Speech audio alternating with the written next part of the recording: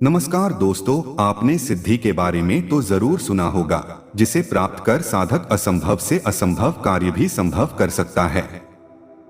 सिद्धि शब्द का सामान्य अर्थ है सफलता। सिद्धि अर्थात किसी कार्य विशेष में पारंगत होना। अधिकांश लोग मानते हैं कि सिद्धि तंत्र शास्त्र का हिस्सा है और इसे प्राप्त करना सामान्य जनों के लिए संभव नहीं है, जबकि योग साधना तथा आत्मनियंत्रण के द्वारा कोई भी मनुष्य इसे आसानी से प्राप्त कर सकता है। सिद्धियां दो प्रकार की होती हैं, एक परा और दूसरी अपरा। परा वह सिद्धि है जिसके द्वारा परलोक यानी स्वर्ग आदि लोकों के सुख साधनों के बारे में जाना जाता है, तथा अपरा सिद्धि वह सिद्धि है जो स्वप्न की बुद्धि से उत्पन्न होती है तथा निराकार तक का ज्ञान देती है। हिंदू धर्म ग्रंथों में 16 सिद्धियों का उल्लेख किया गया है, जिसके प्राप्ति के बाद ब्रह्मांड का कोई भी कार्य किसी साधक के लिए असंभव नहीं रह जाता।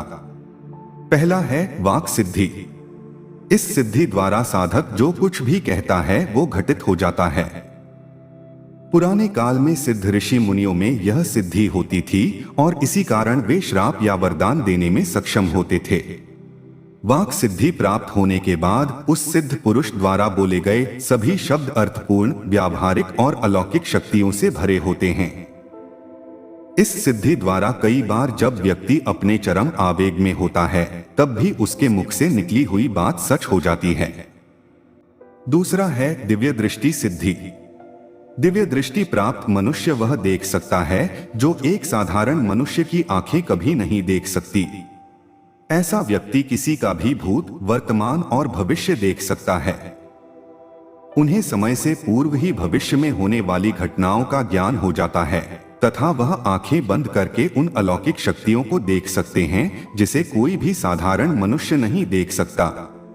तीसरा है प्रज्ञा सिद्धि। प्रज्ञा सिद्धि के तहत व्यक्ति में स्मरण शक्ति अद्भुत तरीके से विकसित हो जाती है तथा मनुष्य के मस्तिष्क का हर वो हिस्सा जागृत हो जाता है जिसमें असीमित ज्ञान बटोरने की क्षमता होती है। प्रज्ञा सिद्धि प्राप्त करने वाला व्यक्ति ब्रह्मांड के हर कण का ज्ञान अपनी बुद्धि में समा सकता है। चौथा है दूरश्रवण सिद्धि। दूरश्रवण सिद्धि प्राप्त होने के बाद मनुष्य की सुनने की क्षमता और क्षेत्र असीमित हो जाते हैं। वह व्यक्ति भूतकाल में घटित हुए किसी भी बातचीत या आवाज को पुनः सुन सकता है। केवल इतना ही नहीं, उसमें एक सुई तक के गिरने की आवाज सुनने की क्षमता विकसित हो जाती है। पांचवा है जल गमन सिद्धि। जल गमन का अर्थ है जल की सतह पर भ्रमण करना। जल गमन सिद्धि प्राप्त होने के बाद कोई भी मनुष्य पानी की किसी भी सतह पर आसानी से चल सकता है, चाहे वह नदी की सतह हो, तालाब हो या समुद्र। छठा है वायुगमन सिद्धि। वायुगमन सिद्धि प्राप्त होने के बाद सिद्ध पुरुष का वायु पर पूरी तरह नियंत्रण हो जाता है। वह न केवल अपने शरीर को हल्का कर हवा में उड़ सकता है, बल्कि अपने शरीर का सूक्ष्म रूप धारण कर एक जगह से दूसरी जगह या एक लोक से दूसरे लोक की दूरी कुछ ही पलों में तय कर सकता है। सातवां है अदृश्यकरण सिद्धि। अदृश्यकरण सिद्धि के अंतर्गत कोई भी मनुष्य अपने शरीर का सूक्ष्म रूप धारण कर लोगों की नजरों से ओझल हो सकता है। वह इतना सूक्ष्म हो सकता है कि लोगों की सामान्य नजरें उसे नहीं देख सकती। आठवां है विशोका सिद्धि। इस सिद्धि को प्राप्त करने के पश्चात मनुष्य में रूप बदलने की क्षमता विकसित हो जाती है। वह व्यक्ति जब चाहे अपना रूप किसी के भी आगे बदलकर अपनी पहचान को छिपा सकता है। नवा है देव क्रियानुदर्शन सिद्धि।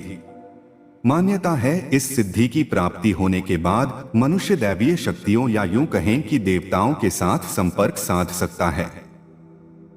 दसवां है कायाकल्प सिद्धि। कायाकल्प का अर्थ है शरीर में बदलाव लाना। इस सिद्धि के कारण मनुष्य की शक्तियां वक्त के साथ क्षीण नहीं होती, लेकिन उनका नश्वर शरीर जर्जर होता चला जाता है। इस सिद्धि को प्राप्त करने के पश्चात कोई भी व्यक्ति अपने शरीर को फिर से युवा और आकर्षक बना सकता है, जिससे उसमें नवीनीकरण की क्षमता विकसित हो जाती है। 11वां है सम्मोहन सिद्धि। सम्मोहन का अर्थ है किसी को अपने वश में करना या उसके सोचने समझने की क्षमता पर काबू पाना। सम्मोहन सिद्धि प्राप्त करने वाला व्यक्ति किसी भी मनुष्य या पशु पक्षी को अपने वश में करके अपनी इच्छा के अनुसार कार्य करवा सकता है। 12वां है गुरुत्व सिद्धि। गुरुत्व का अर्थ है ज्ञान की गरिमा। ऐसा व्यक्ति असीमित ज्ञान का भंडार और स्रोत दोनों होता है तथा एक गुरु के रूप में वह उस ज्ञान को पूरे संसार में बांटता है। 13वां है पूर्ण पुरुषत्व सिद्धि। पूर्ण पुरुषत्व का अर्थ है निडर, साहसी और पराक्रमी होना। ऐसे व्यक्ति को भय छू भी नहीं पाता और उसमें किसी भी बुरी शक्ति या दानव से लड़ने की अद्भुत क्षमता होती है। 14वां है सर्वगुण संपन्न सिद्धि। ऐसा सिद्ध पुरुष संसार के सभी गुणों से संपन्न होता है। उसमें वे सभी भावनाएं होती हैं जो लोक कल्याण या संसार के हित के लिए आवश्यक है, फिर चाहे वह वीरता से जुड़ा हो या दया भाव से। ऐसे मनुष्य तेजस्वी होते हैं और मर्यादा पुरुषोत्तम कहलाते हैं। 15वां है इच्छा मृत्यु सिद्धि। इस सिद्धि पर विजय प्राप्त करने का अर्थ है काल पर विजय प्राप्त करना। ऐसे सिद्ध पुरुष को समय भी नहीं बांध सकता तथा वे जब चाहें तब अपना शरीर त्याग कर नया शरीर धारण कर सकते हैं। ऐसे व्यक्ति को मृत्यु का भय नहीं सताता क्योंकि समय पर विजय पाकर वह मृत्यु पर भी विजय प्राप्त कर लेता है। 16वां है अनुर्मी सिद्धि। अनुर्मी सिद्धि पा लेने के पश्चात उस सिद्ध पुरुष पर प्राकृतिक वातावरण, मौसम या भूख प्यास का कोई प्रभाव नहीं पड़ता। ऐसा व्यक्ति कभी बीमार नहीं पड़ता और ना ही उन्हें भूख प्यास सताती है। उपरोक्त सिद्धियों के अलावा भी मार्कंडेय पुराण और गीता में भगवान श्री कृष्ण के अनुसार 8 प्रकार की सिद्धियों का वर्णन किया गया है जिसे अष्ट सिद्धि के नाम से जाना जाता है। शास्त्रों में बताया गया है कि माता सीता ने हनुमान जी को 8 सिद्धि और 9 निधि का आशीर्वाद दिया था। इसलिए हनुमान चालीसा में एक पंक्ति आती है, अष्ट सिद्धि नव निधि के दाता, असवर दीन जानकी माता। चलिए जानते हैं इन अष्ट सिद्धियों के बारे में जिसे प्राप्त करने के बाद मनुष्य साधारण इंसान नहीं रहता। पहला है अणिमा। इसमें अपने शरीर को एक अणु के समान छोटा कर लेने की क्षमता होती है। दूसरा है महिमा। इसमें शरीर का आकार अत्यंत बड़ा करने की क्षमता होती है। तीसरा है गरिमा। इसमें शरीर को अत्यंत भारी बना देने की क्षमता होती है। चौथा है लघिमा। इसमें शरीर को भार रहित करने की क्षमता होती है।